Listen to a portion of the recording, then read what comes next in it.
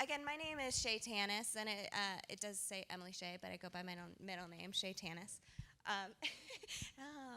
Um, and again, I'm with the Coleman Institute for Cognitive Disabilities, and it is my absolute pleasure to be able to do the introductions to what has become a tradition at this conference, which is our Washington panel.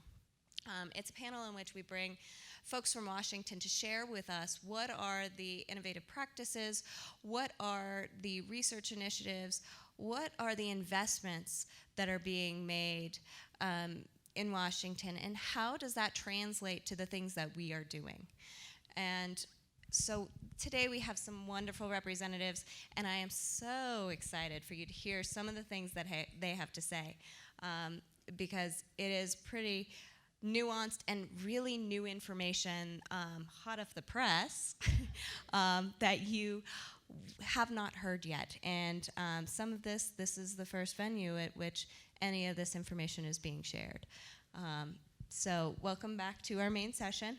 I have had the luxury of being placed in a situation where Tim Shriver provided the best segue for me. Usually you can't plan it that well, but he did it beautifully for me. So Tim talked about the President's Committee on Mental Retardation, which started, really, it was founded in 1961, but in 1966, President Lyndon B. Johnson really did the establishment of that committee. And that committee has been really a guidepost to the president that shares information and listens to the constituents, listens to the community about what are the important factors that need to be addressed. And right now we are fortunate enough to have Commissioner Bishop here with us to share with us right now the report. He will be able to share with you what the latest report is about, and we're pleased to share with you that it is about technology. And so I'm going to hand it off to Commissioner Bishop with what was formerly, I'm sorry, they keep changing it, Administration on Disability now. Thank you. Thank you.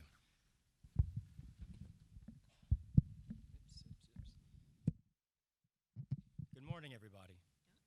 A little bit closer. How's everybody doing today? Good, good. You know, it's a pleasure to be here with you today. And before I get started, I'd like to thank a few people. And I want to start with Mr. and Mrs. Coleman first for their continuous support of research on behalf of people with IDs. I want to recognize and thank you, Dr. Braddock, for your lifelong commitment to serving the population, as well as to Dr. Braddock and Dr. Tanis for the invitation to be here with you today. I'd be remiss if I also I don't know if she's in the room right now, but if I didn't give a special thank you to Jennifer Kraft, if she's here.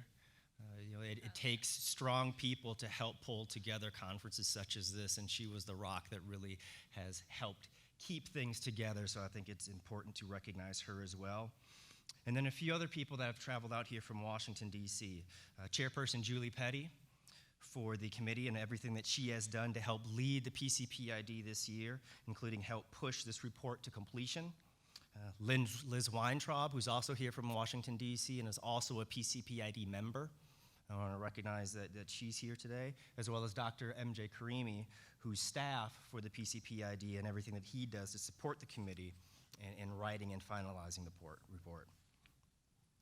So as Dr. Tanis said, and for those not familiar with the Committee for the President's Committee, for people with intellectual disabilities, otherwise known as PCPID, it serves in an advisory capacity to the President of the United States and to the Secretary of Health and Human Services on matters relating to individuals with intellectual disabilities.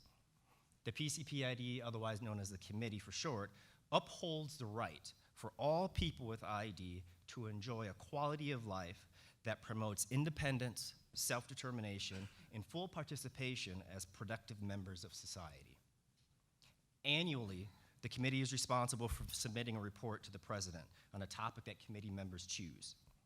For 2015, the committee decided to focus on accessible technology, and last week transmitted a report to the president called Leveling the Playing Field, Improving Technology Access and Design for People with Intellectual Disabilities. All of you today are receiving a preview of what's in this report. It's currently not available online. Most likely it won't be until the end of October. So I'm going to provide a taste of what's in the report now. And Chairwoman Petty and Dr. Karimi are going to provide details at a concurrent session this afternoon. So if you're interested in hearing more, I urge you to attend that session. Technology continues to redefine at an accelerated pace how we all grow, live, and excel. All people should be able to benefit from the same technology. Access to technology is critical, as we've heard many people say today, for people with disabilities to fully engage in everyday life of our society. Yet, as you all know, mainstream technologies are not designed with the needs for people with ID in mind. Thus, they create, rather than remove, significant obstacles to independent participation in life activities and communities. Interacting with technology should no longer be considered optional. Participation in education, communicating with friends and family, having access to various forms of transportation, working in competitive integrated employment, and performing of activities of daily living such as cooking, washing clothes, all typically require the use of keypads, touch screens, and other forms of interface with displays and controls. Individuals with ID have the right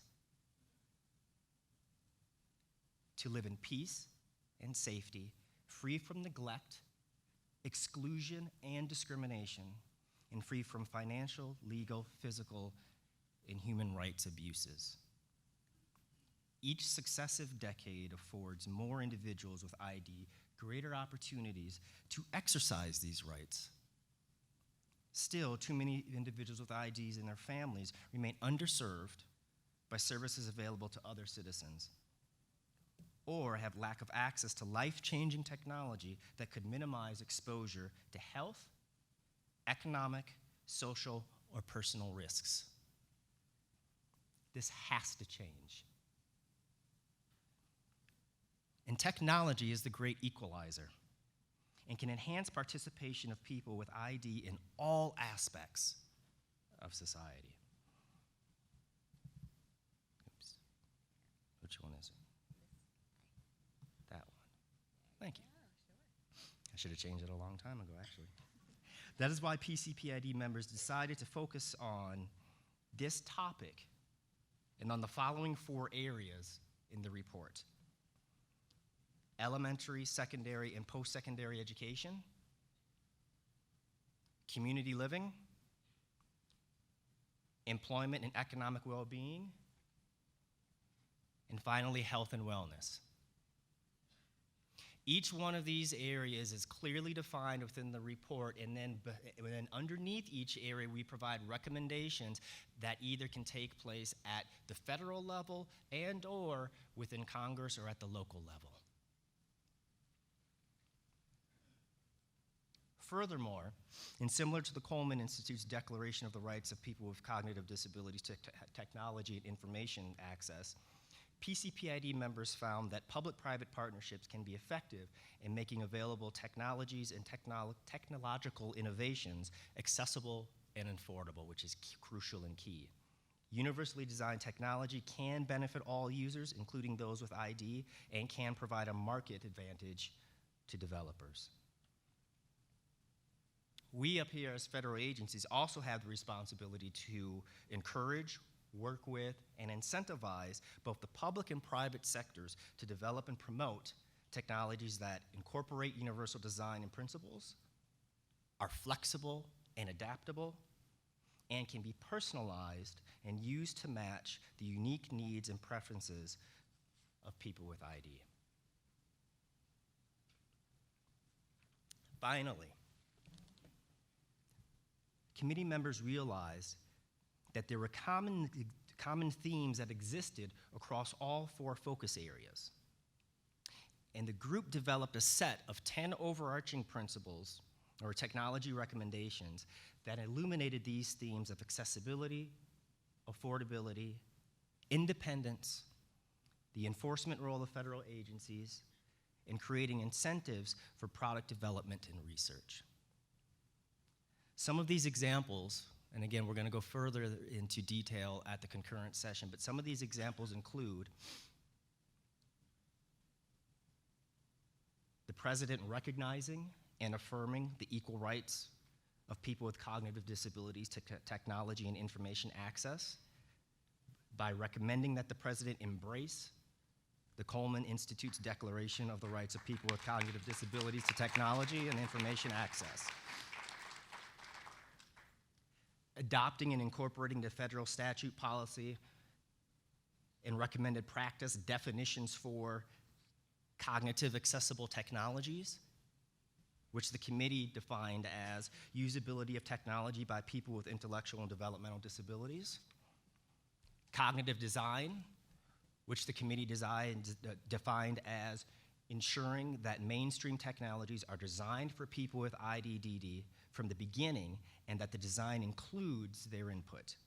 Cognitive design must not only include design, but also access functions. Another overarching recommendation is focused on directing the U.S. Department of Education and Health and Human Services to provide funding opportunities for the creation and support of an open access site, which is a repository for resource including codes, containing resource for development, accessible information, and materials for people with cognitive disabilities, and creating federal incentives such as tax credits for the private sector to develop cognitive accessible technology. As I said earlier, the report, even though it's been transmitted to the president, it's not available publicly yet. But when we do release it, it's going to be released in two fashions. The first one is going to be a traditional report. But we all know that those, especially federal government reports, aren't always the most accessible things in the world. So we've also taken the approach, and these next two slides are going to demonstrate that, of using multimedia, considering this is about technology, for marketing the committee's report. And thanks to Dr. David O'Hara, who couldn't be here today, for his assistance in developing a wiki, which is what you're seeing on the screen right now, in which we talk about the use of technology, learning, community living, health and wellness, work and money in future plans, and we provide buttons and access points that are accessible to all. So you don't need the ability to read to be able to access the site and to really learn about what these are about. It includes videos, it includes text, it includes multimedia to help reach and get the point out and show and demonstrate in the community how technology can be used to help support people in the community.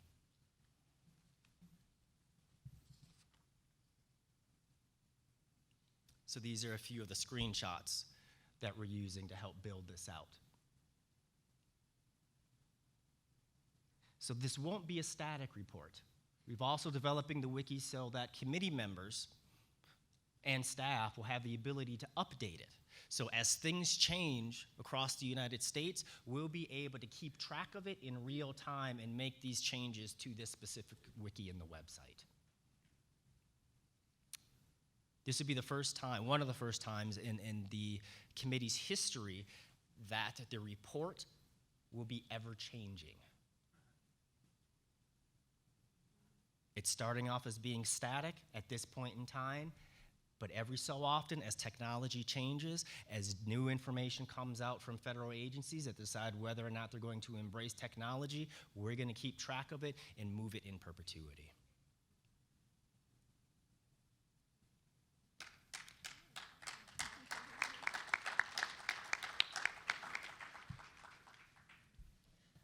So I hope that wets your whistle a little bit. And I don't want to give away any more because, again, I'm not the centerpiece of this. It's really Julie and Liz and the other committee members that really stood behind this report, pushed it forward, saw the need, and decided to embrace it and move forward. So with that, I want to thank you all very much for your time. Again, I know that there are other concurrent sessions going on at the same time, but I have to give a plug into our own so that individuals can learn more about this and use this as a tool. I won't use the term lobby, but as you educate. As you educate at the state level and at the federal level. So thank you very much for your time, and I'm going to turn it back to Dr. Tanis. Thank you, Commissioner Bishop, and thank you to the PCPID and the committee and Dr. Karimi for all of the hard work that you've put into this tremendous report. And I know we all are looking forward to getting our hands on that report and getting our fingertips onto that wiki. I'm now pleased to introduce you to Ruth Brannon, who is Director of the Office of Research Sciences at the National Institute on Disability, Independent Living, and Rehabilitation Research. Ms. Brannon, Commissioner Bishop really talked about the recommendations and what we can do with those recommendations. But they're recommendations, and what do we do to put those recommendations into practice? How do we invest in some of those recommendations? I'd love for you to be able to address some of those questions. I think you have that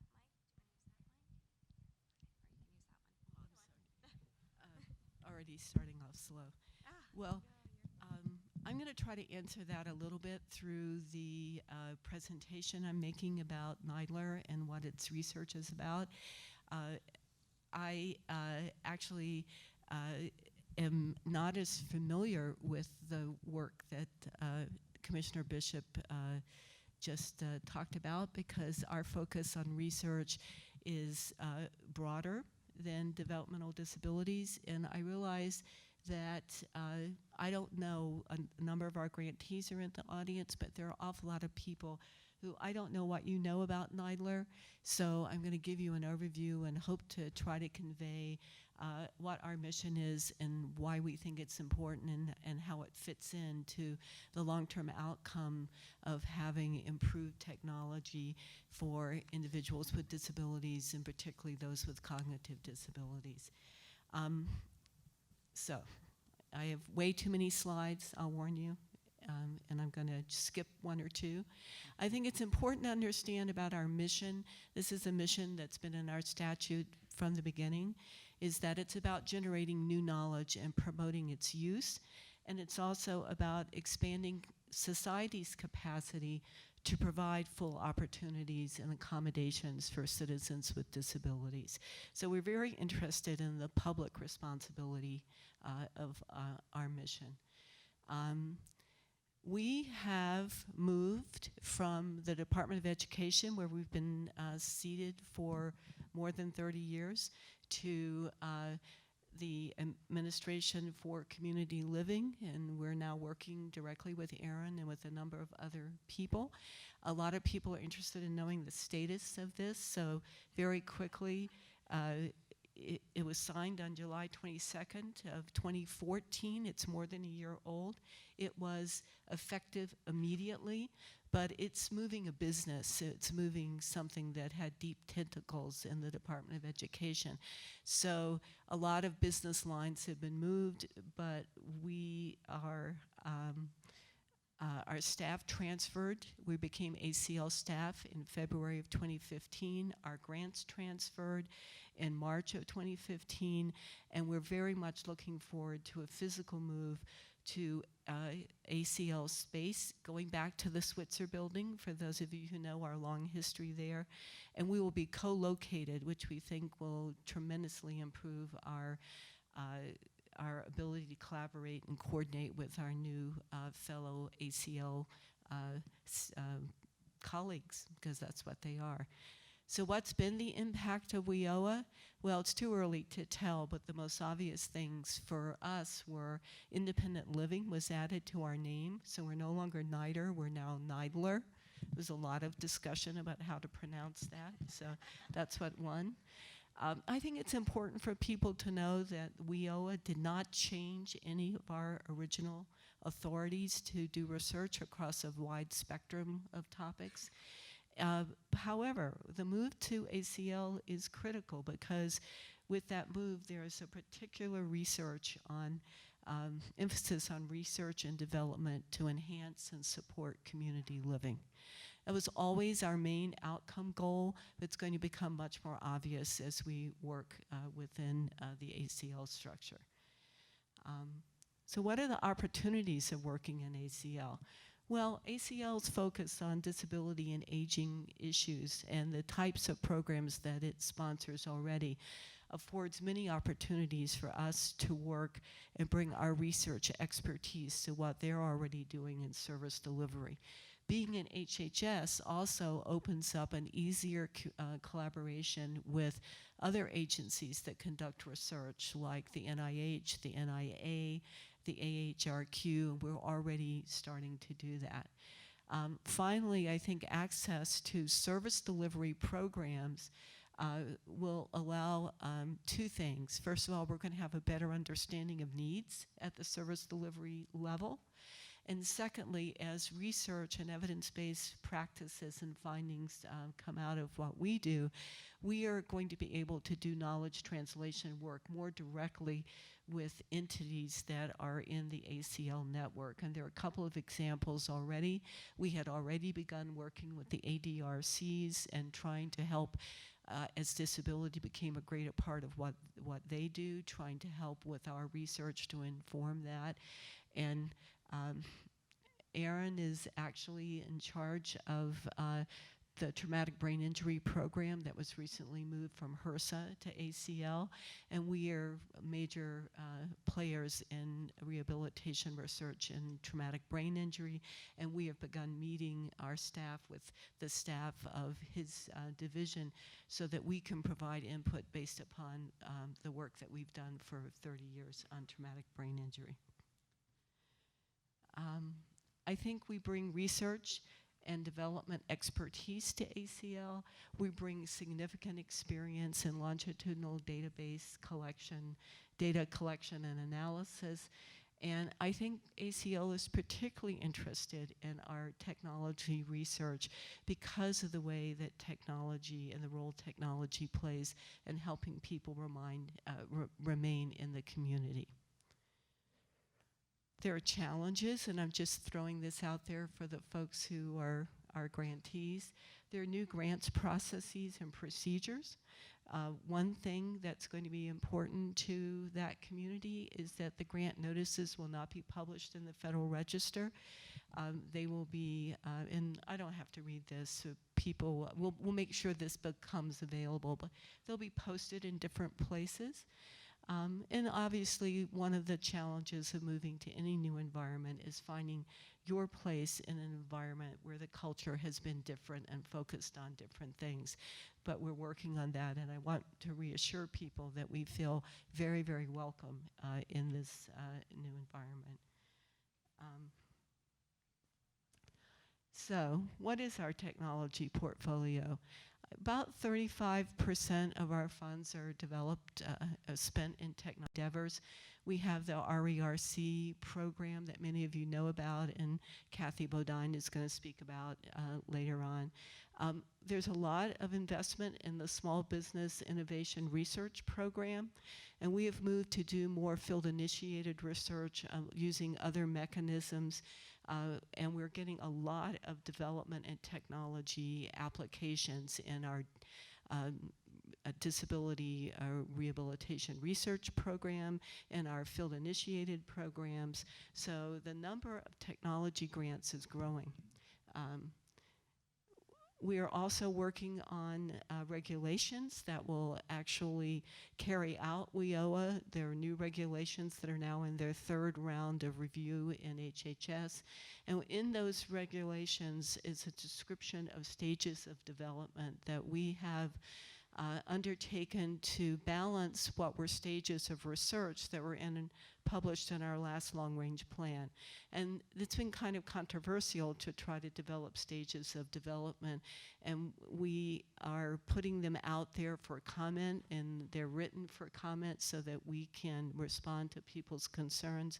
But basically, we needed a mechanism to allow us to describe the development and evolution of our technology over time, where it begins, where it ends, does it get used, and how is it used. It's not proscriptive, but it's descriptive, and it's going to be important for reporting to Congress, who's always asking us, what's the practical implication and how did this work actually benefit people? I mentioned Kathy's RERC. I'm going to skip this because she'll talk to you about it. I did want to talk about the fact that we've done a lot of work over the last decade in supporting cloud computing because we're very interested in the idea that we can improve accessibility for all people with disabilities by going to that mechanism. And so this is a listing of some of the things that we are doing. And we were, because of this work and because of Sue Swenson, whose name has been mentioned here today, RSA, our old colleague from OSERS, was just awarded a $20 million, was given $20 million that was just awarded to Greg Vanderheiden and the folks at the University of Wisconsin-Madison to conduct a multifaceted analysis of cloud computing and its use as an accessibility mechanism for individuals with disabilities. We're thrilled. And Kathy McCoy, who was here at this meeting last year, was instrumental in providing them the technical expertise to do that. We're also supporting a major piece of research at Carnegie Mellon to look at enhancing web accessibility, including web interfaces. And I just finished reading the book that Peter Blank, I think, wrote on he said at the urging of Dr. Braddock, and thinking about the civil rights aspects of web and who can be a fully functioning citizen without the web and the culture that we live it's a very intriguing and worthwhile book, and we're trying to support the technical developments that would go along to that access. Okay. Do you think I accidentally hit something? Here you go. When you get this printout, there's going to be a web page so that you can really look in detail at the stages and make comments. But I want to talk a little bit about the challenges of technology research and development. And I think that sometimes I feel when I'm in community settings that researchers are viewed as the outsiders. And I think that it's really important to understand how much passion the people that I work with have for disability. Many of them have disabilities, others are have family members with disabilities, and they do research because they're passionate about doing good research that can actually have a positive outcome on what happens to the lives of people with disabilities. So we're focused on doing it right, because if we don't do it right, it won't get used. And it's important when you're talking about policy and payment. The need from the community is overarching, and Andy Imparato is here, and I'm sure we'll talk about this more later today. But there is always that group who wants to know, does it work, and how do you know it works, and is this the right way to spend the money? That's what our mission is to try to do the best we can to answer those questions. So we are always looking at long-term investments. We've funded some of the same things for decades. How do we know we're getting a return on investment? That's an ongoing challenge. How do we know when it's time to shift to make that strategic investment somewhere else? Lots of people tell us, but who's really speaking for whom is a challenge. I think that determining how, I didn't say at the beginning, but NIDR is a small agency. We have a budget that is around $100 million. It is still the most well-funded disability research entity in the federal government, outside some of the money that's being spent in the DOD and the VA. So think about $100 million across all disability categories, across the lifespan. We fund research from birth to death, across major domains, because the lives of people with disability is as multifaceted as everyone's life. So employment is an issue, health and function is an issue, community living is an issue, and those things are not silos. They all interconnect in terms of the quality of life of people. So how we take that 100 million and invest 2 million here and 500,000 there to try to keep the whole boat afloat is actually the greatest challenge, and when we do it well, the greatest accomplishment that we feel, when we can see outcomes because of a strategic investment. And there are a couple of examples, and now I've lost myself, but one of them I would talk about is the World Wide Web. We didn't start the web, but how many people with disabilities ever thought that that was what they needed? When it came along, NIDR was one of only 2 agencies, NSF for a little while, and NIDR to this day supports the web accessibility work that's being done at MIT. Without the web, where would people be, people with disabilities without access? They couldn't work, they couldn't be that social network that we heard so eloquently about today. That was a little contribution from a little agency sustained over a long time. That's the kind of opportunity that we try not to miss. The work we've done in universal design is another. We're hoping the cloud could be a game changer. It may not be helping anybody now, but maybe in 10 years, everything will be different because of it. So we're trying to always balance those opportunities with the things that are so obviously needed by people with disabilities. So I wanted to speak up from our staff. Many of you may know our staff, but it's small, incredibly dedicated group of people who are spread across all these disciplines and areas that all of you are working on. And it's very strong people in the area of developmental disability. Many of you may know Don Carlson, who works for us, who's very involved with all the center work we've done in in Minnesota. Hugh Berry of our staff has a child with severe developmental disability. They're people who this matters so much to them on the personal level. So I hope that you understand our passion, that you understand why research matters to us. And I told somebody, maybe it was Andy, people like me don't get out much. We need to come here every year because it reminds us of what's really important. Thank you. Well, thank you. And you're invited every year. Just know you can always come back. We welcome you to come back every year, and thank you for that. And thank you to your staff for all of the hard work that they've done. You mentioned, Ruth mentioned Peter Blank's work and the work that we have commissioned in terms of reaching legislative actions and understanding legislative actions and how they translate in advancing the rights of people with cognitive disabilities. We'd like to introduce Amanda Meisels, who is Deputy Chief at the Civil Rights Division at the Department of Justice, to be able to share with us some of the activities that you're engaged in and how we as a community can help advance some of these rights. Absolutely, thank you so much. I'm so happy to be here today to talk about the work of the Department of Justice to enforce the Americans with Disabilities Act in the realm of accessible technology.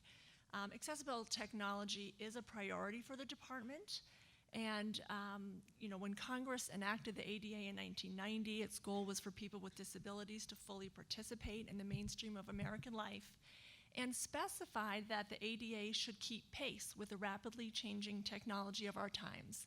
We know how much technology has changed since 1990. And the advances in technology can truly open doors for many people with disabilities and provide the means for them to move closer to the goal of full, equal, and truly integrated access to American life. At the same time, we know that those advances leave people with disabilities behind, especially if the entities developing, manufacturing, and offering technology do not make their products and services accessible on the front end.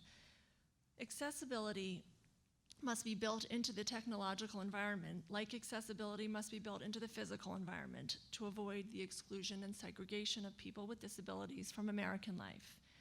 Today, I'm going to give you an overview of the work that the department has done in recent years on accessible technology, and I'm hoping by learning about this work, you will know what we do, what we can do, and then can bring to our attention the issues that you come across that we could help to enforce the rights of people with cognitive disabilities in this arena of accessible technology.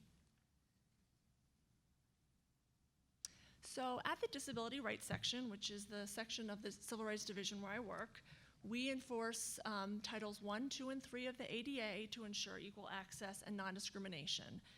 Title I covers employment, Title II, the programs and activities of state and local governments, and Title III covers public accommodations, which are private entities that are open to the public. And we know that accessible technology is implicated in each of these arenas. So there are different kinds of technologies that often have accessibility barriers, including commercial and public websites, devices such as e-readers and point-of-sale keypads, educational software, mobile applications, and electronic documents, just to name some.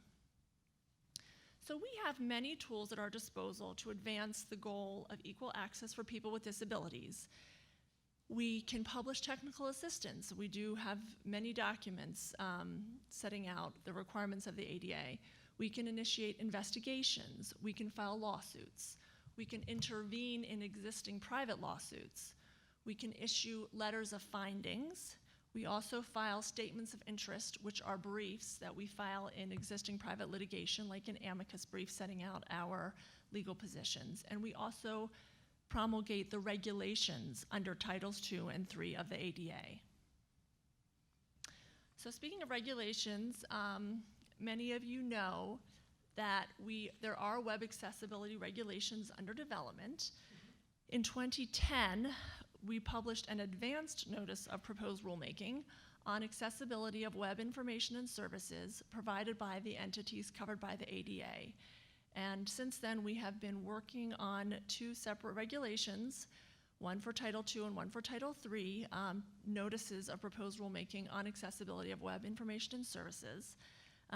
The ANPRM stated that while the ADA already covers goods and services provided by the entities covered by the ADA that are provided over the internet, we recognize that in light of inconsistent court decisions on website-related obligations and differing technical standards for determining web accessibility, that further guidance was warranted to make clear to those entities covered by the ADA their obligations to make their websites accessible. So it's important to note that these website, activities and programs and services on the websites are already covered, and I'll be talking about all the enforcement work that we've been doing already.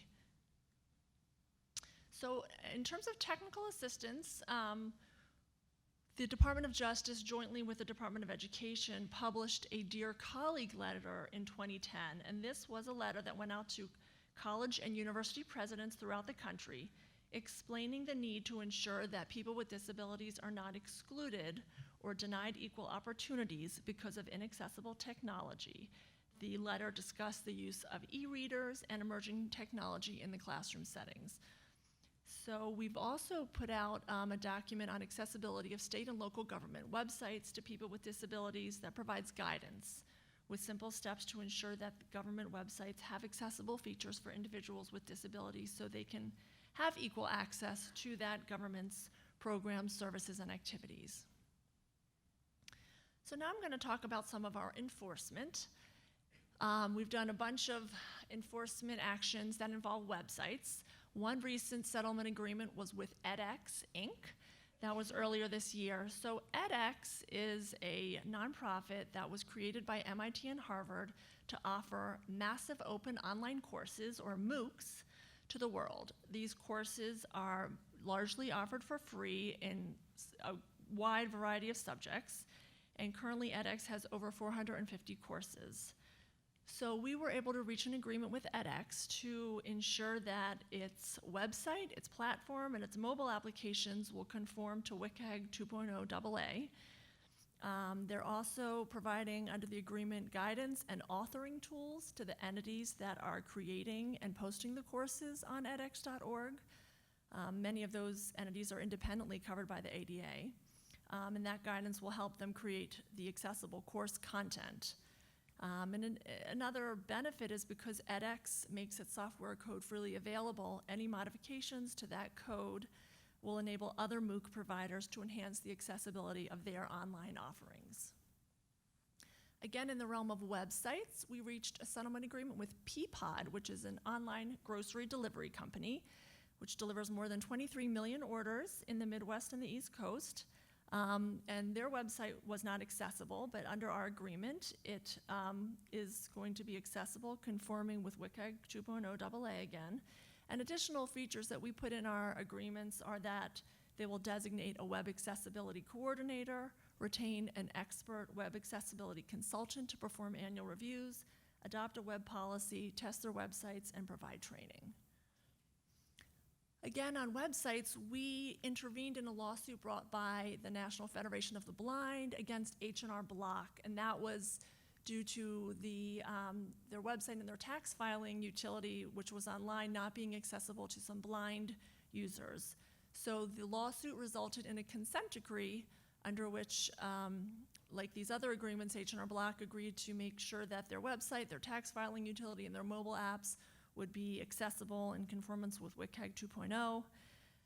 The company also paid damages to the 2 individual plaintiffs and a civil penalty to the United States. So another one of our tools is filing these statements of interest, and we've done so in actually 3 different privately filed cases, all filed by the National Association of the Deaf. One was against Netflix, and there's 2 others currently pending against Harvard and MIT. They all involve captioning of online content. The Netflix is their streamed video programming, and for Harvard and MIT, it's online courses and lectures that they have on their websites for the public. So just to address universities, one of our first accessible technology agreements was with Louisiana Tech University in 2013, and this came out of a complaint from a blind student who was unable to access the online course materials and homework for a course, and it went on for so long he had to unfortunately withdraw from the course. So as a result of our agreement, the university adopted accessibility policies, including the requirement to use only learning technology web pages and course content that were accessible in conformance with WCAG 2.0, and also paid damages to the student. So just to address not just websites, but also devices. So we filed a brief in a private lawsuit called New versus Lucky Brand. It was against a clothing retailer, and it involved the point-of-sale device, the machine that you run your credit card or debit card through when you want to make a purchase. And many retailers, including Lucky Brand, were using point-of-sale devices that had no tactile buttons, but were just a flat screen, and so a blind individual could not input his or her PIN number independently and privately. So we filed our brief saying that yes, these kinds of devices are covered by Title III, and the effective communication requirements apply. Another agreement we reached was with a court system, the Orange County Clerk of Courts in Florida, and this came out of a complaint from an attorney who was blind, who was unable to access the documents filed in the case that he was involved in because they were not accessible. And the agreement we reached provides that the court will provide any document in an accessible format upon request. The court's website will also be accessible, and the court paid damages to the complainant. So we've also been engaged in an effort for years now with, we call it Project Civic Access, and this is to ensure that counties and municipalities across the country are complying with the ADA, and our recent agreements include that the county or municipality's website will conform with WCAG 2.0 AA. Employment is a very, very important sector, and we have recently reached 5 settlement agreements with public employers. These are cities in South Carolina, Nevada, Illinois, Florida, and Florida State University, to ensure that their job applications and job application websites comply with WCAG 2.0, so that individuals who want to apply for jobs can do so the same way everybody else does. So my hope is that by hearing about all the work that we've been doing, you will identify, as you go through your work, important, if you're encountering discrimination on behalf of people with cognitive disabilities, that you can bring that to our attention. As you may have noticed, the agreements that I've discussed so far were not brought to us specifically by people with cognitive disabilities or on their behalf, but that doesn't mean that we don't want to do that work. It just means that they haven't come to our attention. So we have a really wonderful website at ada.gov, which lists absolutely everything we do, goes up there. It has an online complaint form. Complaints can be sent to us via that. You can also contact me directly, and I don't have it up there on the slide, but my email is amanda.mazels@usdoj.gov. So we're very interested in hearing from you. We think there's a lot of work still to be done, and our work tends to have ripple effects and impact through press, through other entities hearing about it, and we're just very excited to continue this work. Thank you.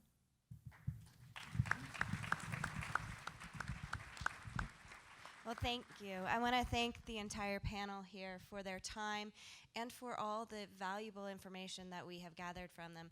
I think what this panel has been able to provide to all of us in what we have been calling our community is ways to move forward and ways to take some action, whether it be through following the recommendations of the PCPID or doing research or reaching out to the Department of Justice to reach those equal civil liberties and rights for people with cognitive disabilities. So again, I'd like to thank the panel, and we will be moving on to our next panel that'll take us from the federal government and some of these policies into research into practice. So